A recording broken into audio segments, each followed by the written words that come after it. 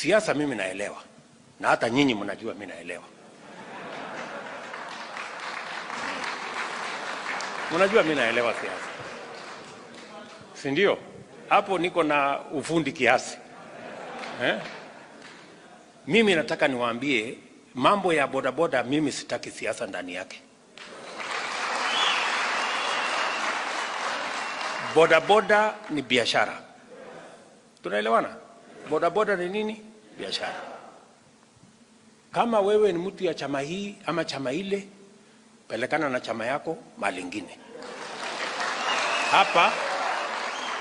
Hapa mimi nataka tukubaliane na nyinyi, tutapanga biashara.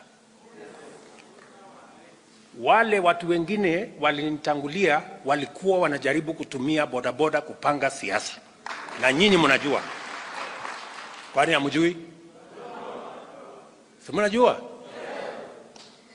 Hiyo biashara mimi sitaki. Mimi nitajipanga na siasa kando na bodaboda. Tunaelewana?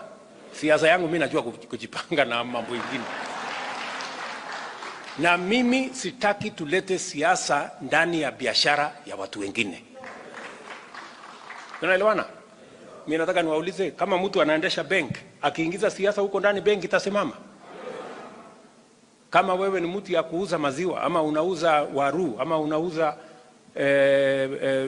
fertilizer, ukiweka siasa ndani, hiyo biashara itaendelea?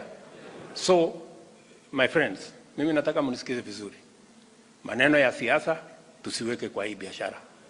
Kila mtu, sisi ni nchi ya demokrasia. Kila mtu apeleke siasa yake mahali anajua. Tukikutana vile tumekutana, tunaongea biashara. Finish. Sijui kama tumeelewana hapo. Tuko pamoja?